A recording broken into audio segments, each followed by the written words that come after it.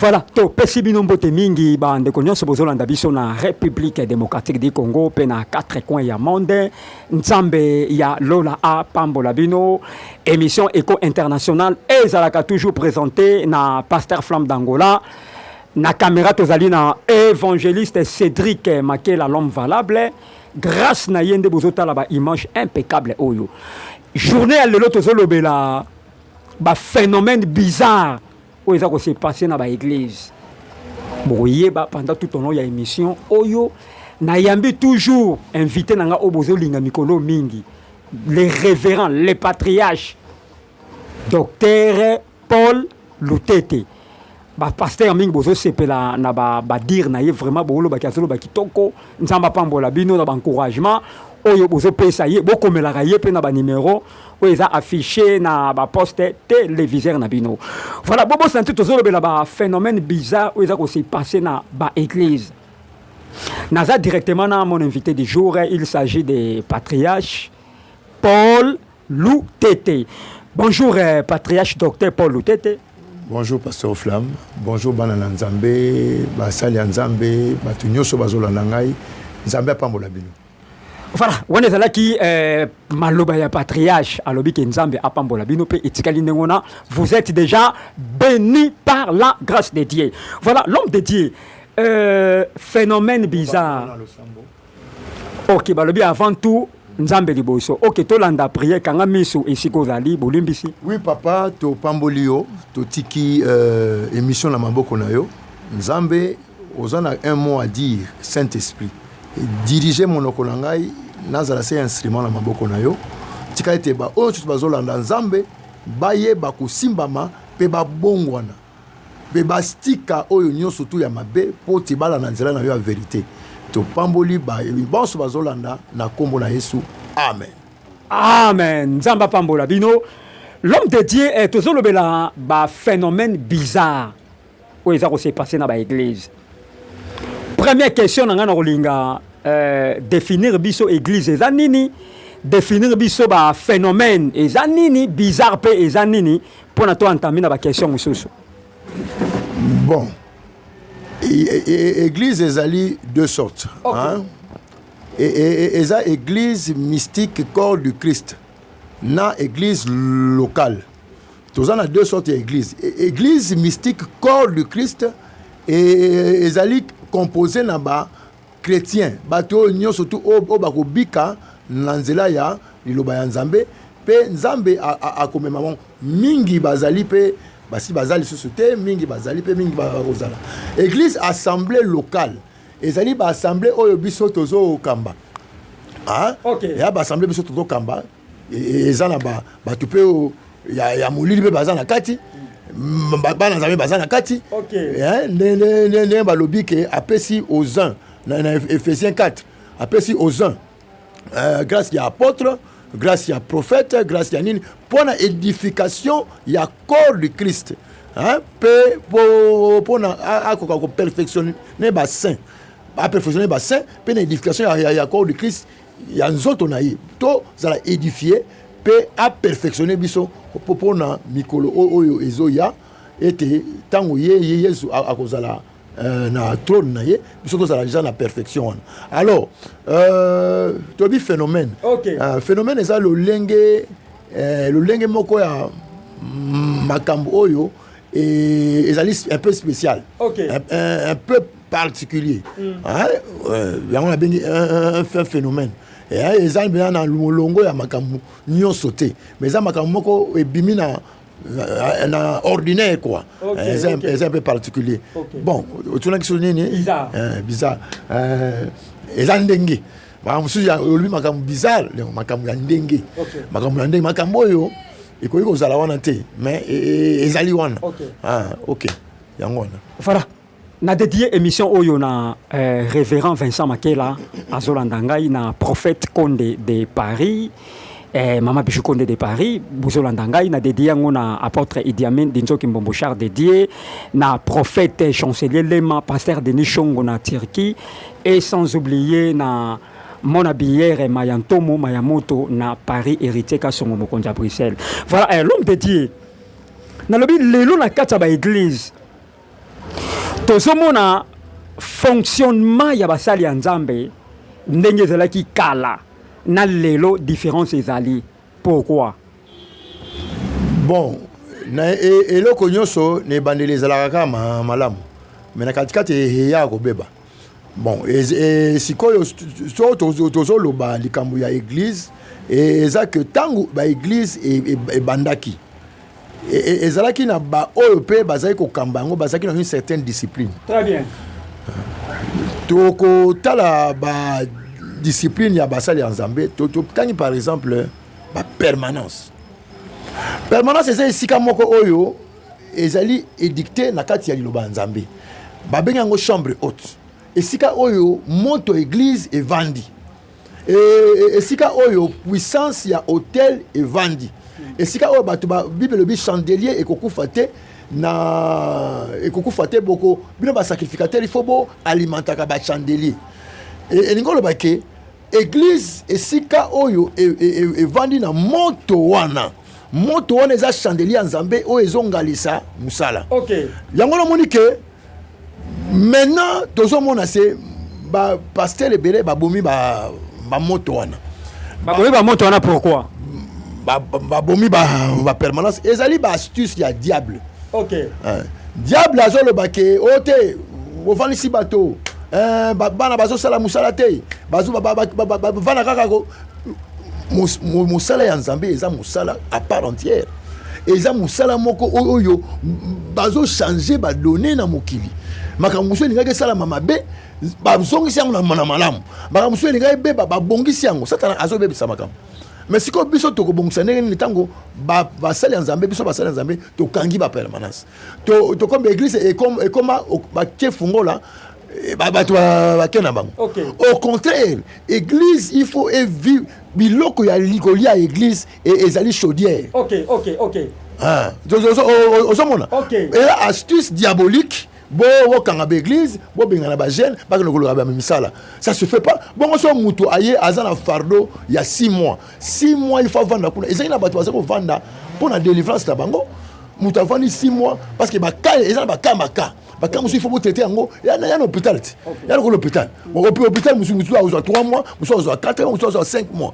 Mais alors bon motanengo na otie libanda. Akonozo le lobby ko wapi.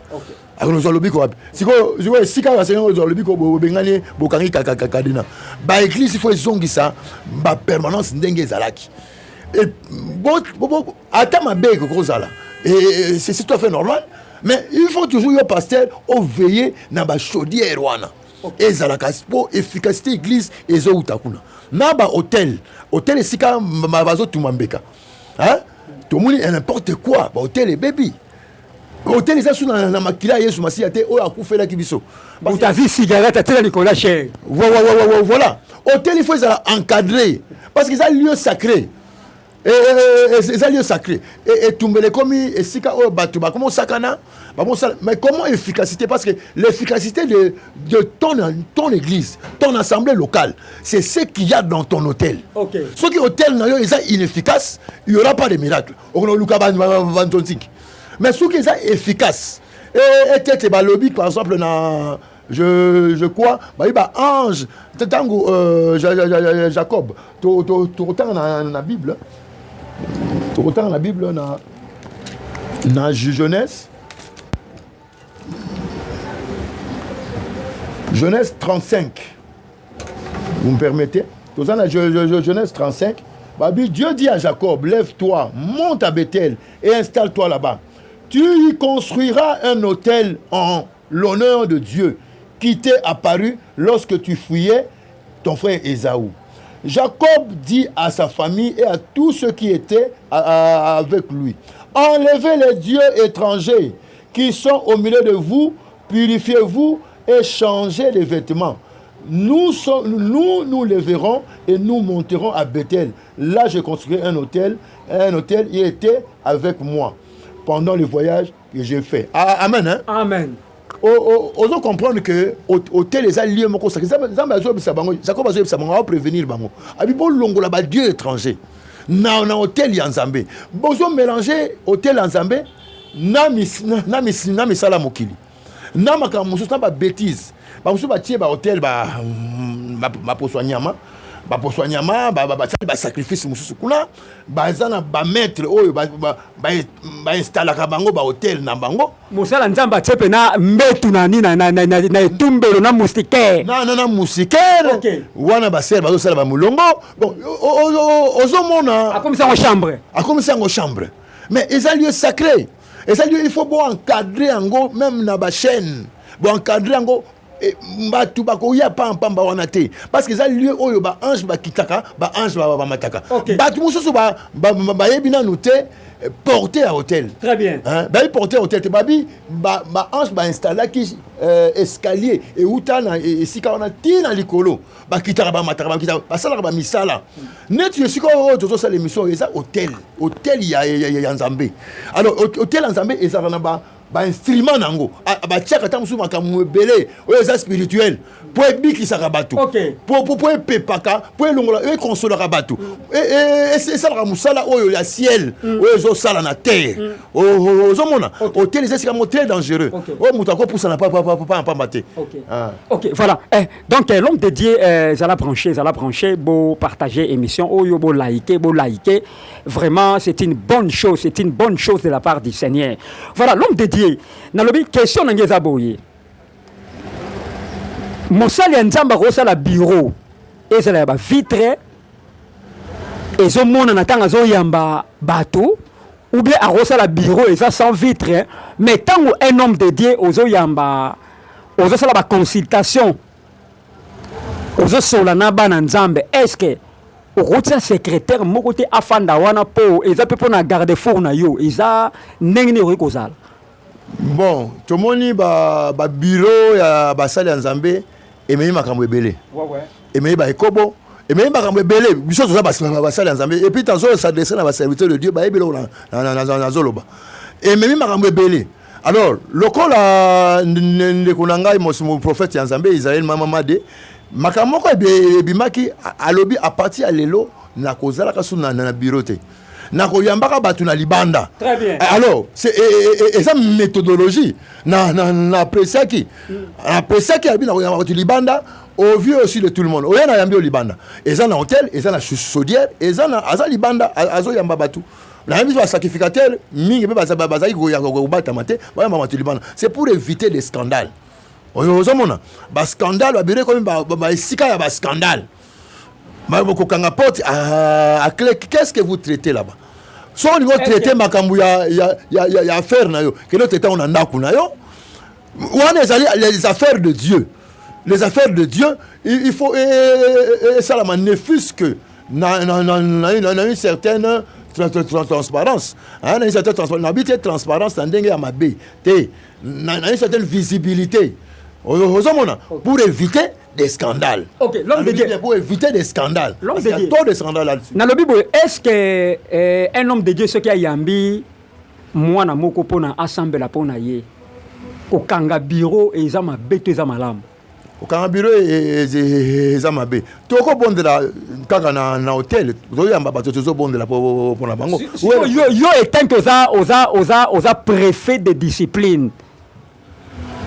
Au pesa bango mitindo nini babanda osala nini parce que baoyoka yo baolanda yo bazoyoka yo oyebisa bango babanda osala siko ndenge ni parce que baoyoka yo na oyebisa bango bokomisa ba bureau na bino ba chaudière ya Nzambe. OK ozui babiloko na yo otie ata na hôtel quelque part ozo yamba bato ozo bondela pona bato au vu aussi de tout le monde parce que to ça na deux lieux hein dans l'église to ça na deux lieux to ça na ba hôtel to ça les sika oyo chaudière il faut ezala ozomona esika pe bana Nzambe ba kovanda wana eza troisième compartiment. Alors tango biso tozo ko ajouter un lieu encore bureau to kangaka ba porte c'est nayebi nous connaissons les scandales qui se font dans les bureaux hein nous connaissons les affaires ils ont ça dans ba bureau bakanga bureau c'est bayambi bana basi pourquoi mais ba mibali bakanga yoka ki papa seulement ko to apesa ba atandaka ba offrande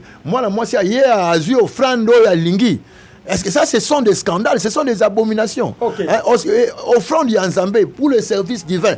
Yozo peut s'en avoir prostitué. Mais tu es qui? Autant à l'envers de la parole de Dieu. Okay. Hein? Okay. Au moins, ma malédiction, et qu'au génération. C'est pour éviter certaines choses. Qu'on doit faire certaines choses dans la visibilité. Tito Sali Bamisala, tu es ma piège, j'ai belé. Et là, quand il y a intention à passer les amis, il y a basi baroko ya, ba tindi ah quoi piéger. Bon, qui sera le témoin? Tu vois, l'homme au fond là, on a violé. Oh, c'est tel qui est venu, diable a tindi. Alors.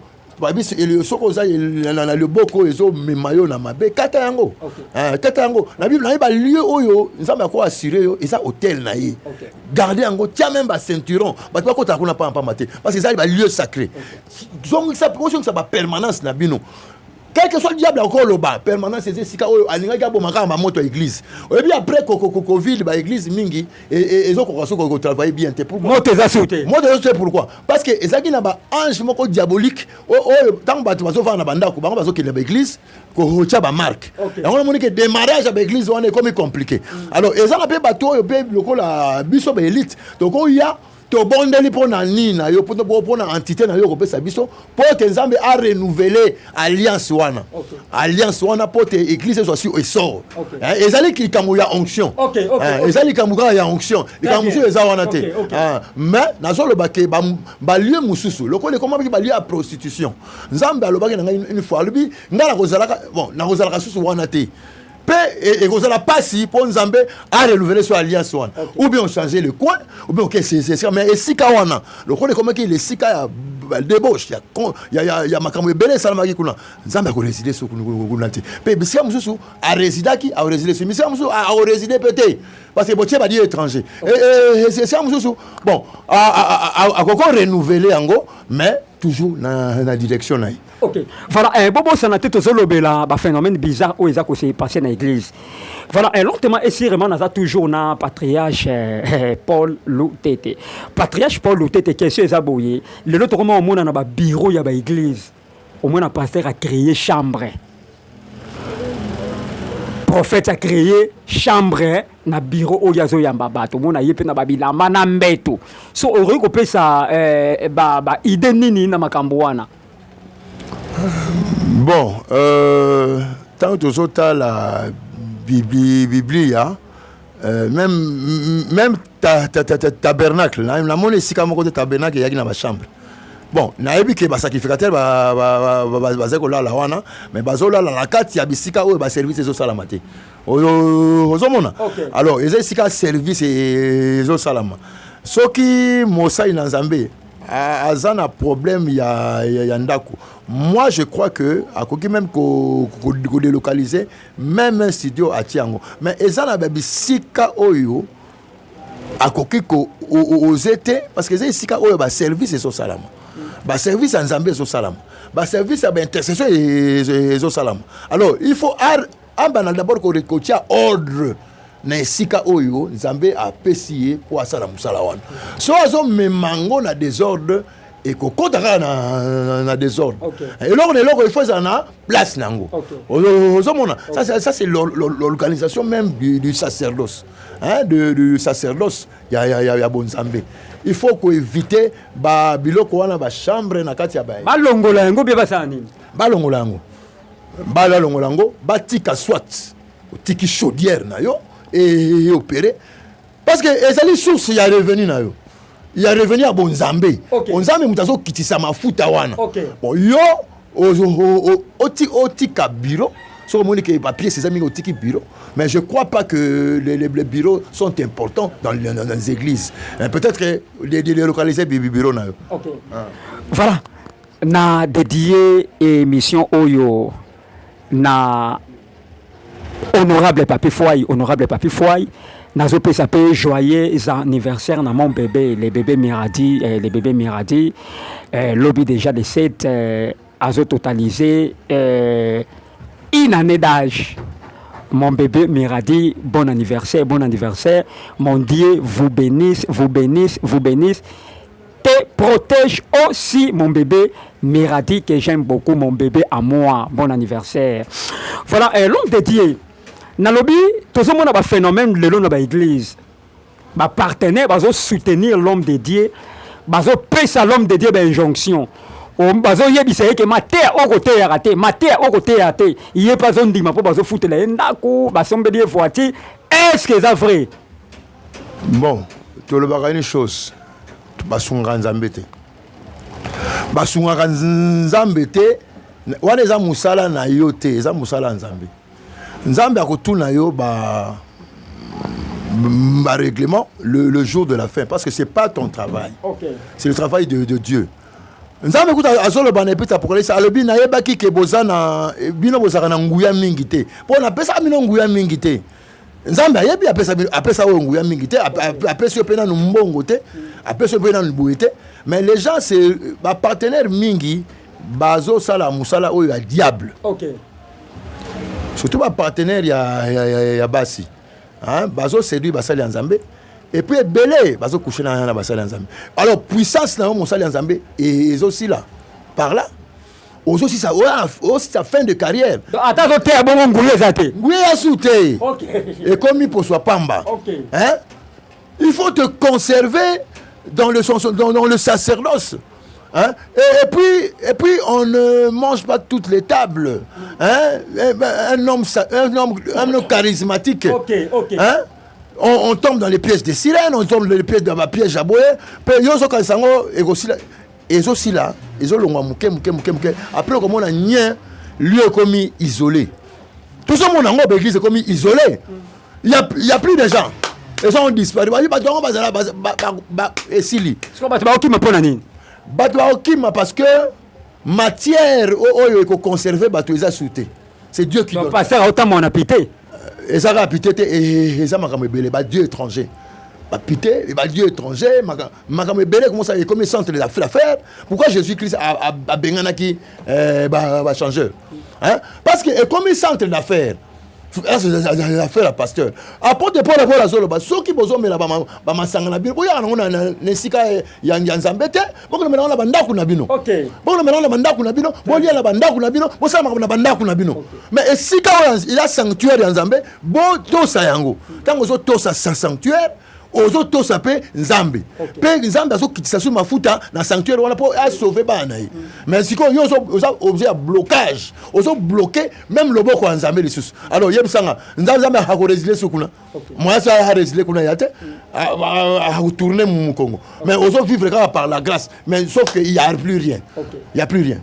Voilà, l'homme de tes questions monsieur Ezabo na lobi mosali nzambe oyo atie ser zemi na permanence soit na kati ya église na etombelo sort na ezanini. Bon mosali nzambe tozo mona basali nzambe bazali basorte mingi. OK. Il y a les infiltrés, il y a bateau va s'improviser basali nzambe par la grâce, il y a le véritable hein et il y a aussi ceux-là qui ont eu une grâce, mais ils se confondent aux serviteurs de Dieu. Hein. Donc, aux hommes, surtout aux parler, il faut parler d'un vrai serviteur. Parce que les infiltrés, ils ont moussa na bango. OK. Hein? OK. Ils ont moussa na bango. Attends, c'est un scandale. Parce que ils sous emprise envoûtement. Très bien. Mais parce que la salle, mais alors, c'est difficilement. Et ils allaient sous emprise et envoûtement. Sous bassement, il y a les Cambouans, ils allaient maman, ils ont service. Ils ont kangamili mon maman. OK. Aux hommes, quel est le catholique tika ko vénérer Sainte Maria. Au moment que on comprend le qu'on a dit. Mais pourtant c'est pas biblique ces choses-là. C'est pas biblique, il y a ma base biblique. Mais azo zoa argument moko yo. Et ça n'a pas fondamenté. Hein?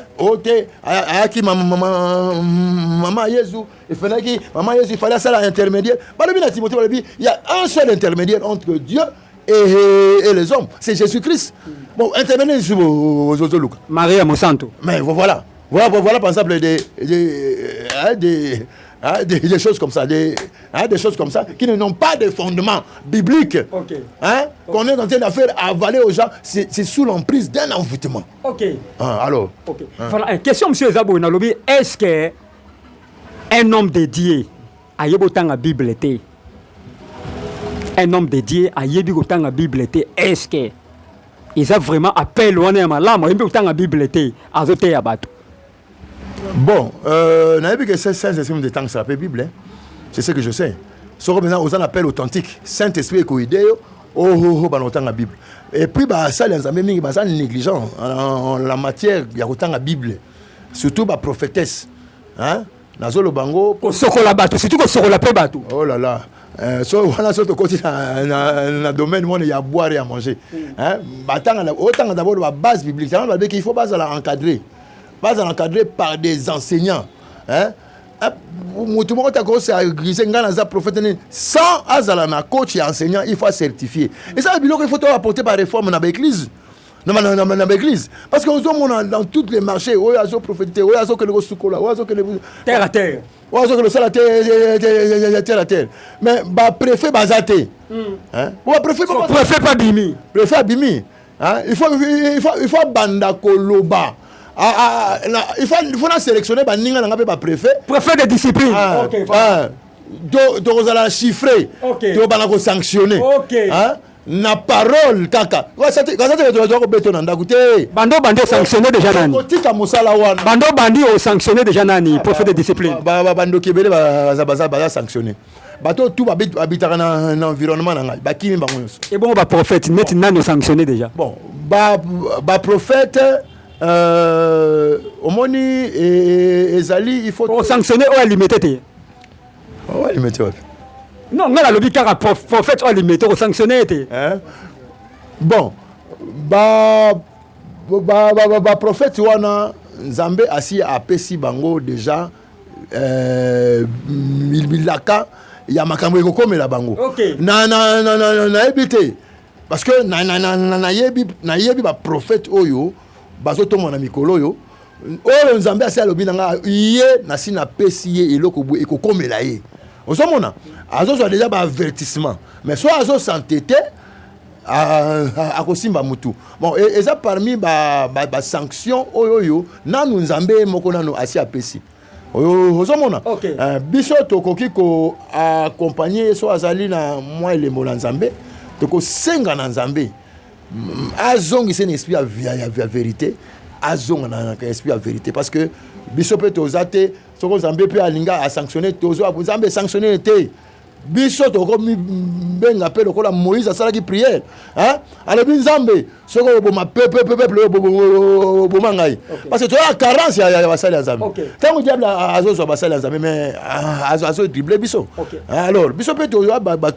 batu ata to yoki Nzambe asi a sanctionner mais to Nzambe sala miséricorde azongana c'est pourquoi il faut tout le monde la prendre esprit à vérité et quand on a l'église esprit à mensonge il y a trop dans l'église on a prophète ben bana ils ont ba prophète ils ont ba sala Nzambe esprit à vérité yokanga ibondela mingi pour esprit à vérité quand on a kata église nana comme poto to mona quand j'étais à Begitiki quand j'étais à France bon mingi pe za ba complexe hein ba complexe ça ba bengi bango ils avaient rien mais tant ba comme dans une certaine position ba là ti orgueil ozomona pe orgueil mutu e bloquer ministère ministère ne ko évoluer sous terre parce que tu es devenu orgueilleux.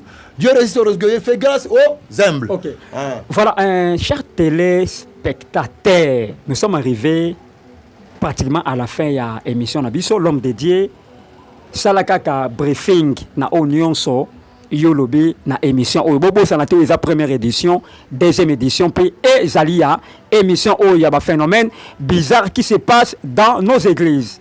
Bon to zoloba que église corps du Christ est intact mais église assemblée locale il y a trop de choses oyo ba passer ba longoli il fallait pas ba longola musu ba bakisa il fallait pas bakisa. Alors il faut tout ça la pesa inventaire, ça l'inventaire biblique. Ndenge nini église ezako salamana na église primitive. Donc on a base be wana. Ozo nanga. Donc on a base wana pour to construire ba hôtel na biso. Ba hôtel na biso mingi et baby, il y a inefficacité de puissance. puissance eza société. Mais si on soluka puissance wapi? Parce que yo si au tcheba bureau comme affaire au tcheba bureau comme misika bureau comme noko na utaki kulungongo obimisi ba permanent au tipefi noko na bureau la rakona. Wana eza affaire ya Nzambe. Yo zo confondre on affaire na yo. Jésus qui s'habille, j'ai fait les affaires de mon père. Mais si yo affaire ya Nzambe. Si tu as affaire à Nzambe, si tu as affaire non affaire non, attends aux la libanda, mais problème c'est on les affaires à Nzambe. Alors toi on a respecter.